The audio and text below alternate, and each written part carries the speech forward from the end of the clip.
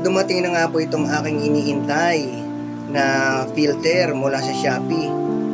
Masyado na kasi marumi yung aking filter at kinakailangan ng palitan. At ito nga po ay kinuha ko na yung aking mga aquarium sump at nilinis ko na rin itong mga bato. At ito na rin, pinalitan ko na rin ng filter, yung kadarating lang.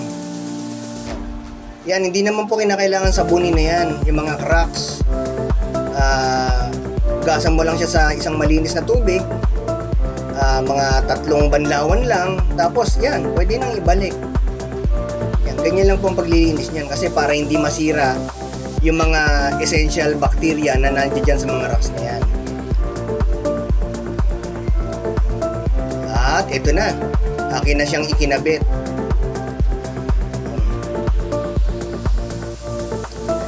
Ayan, binuksan ko na siya at eto na nga. At susubukan na natin siyang gamitin. Ayan.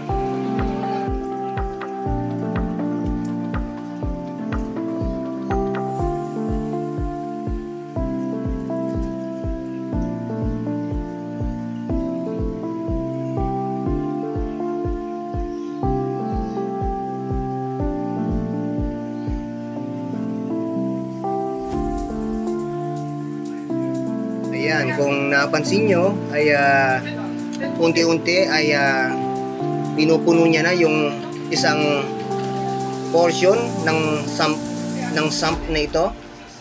Pag napuno siya ay tatapon na siya dito sa may kabila naman sa second level.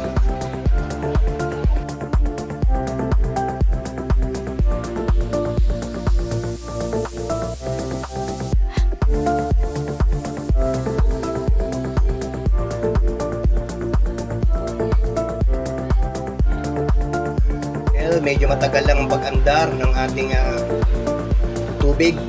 Okay lang po yan. At unti-unti at daan-daan lang na pinupuno niya ng tubig. Hindi na napepuwersa yung tubig. Tsaka hindi kagad mapupuno yan.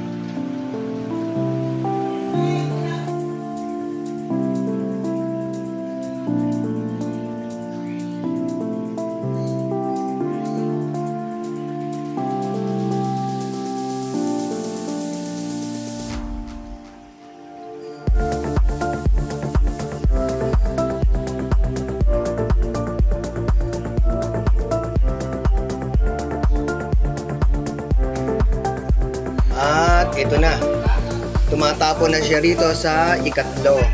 Ayan. At yan na, yung pinaka final stage niya.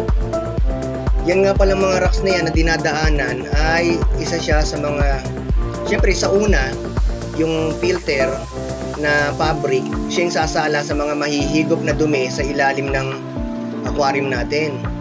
Tapos along the way, sa mga dinadaanan niya, yung mga rocks, lava rock, mga red, lahat ng dadaanan niya na yun na rocks na yun ay nagbibigay ng mga kakaibang mga vitamins o something na chemicals upang mapanatiling maganda yung ating tubig na nilalangoyan ng ating mga isda. Ayan.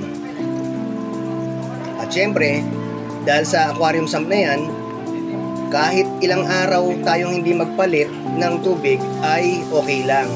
Kasi itong sump na to ang siyang naglilinis ng tubig na yan upang mapanatili siyang malinis at maganda.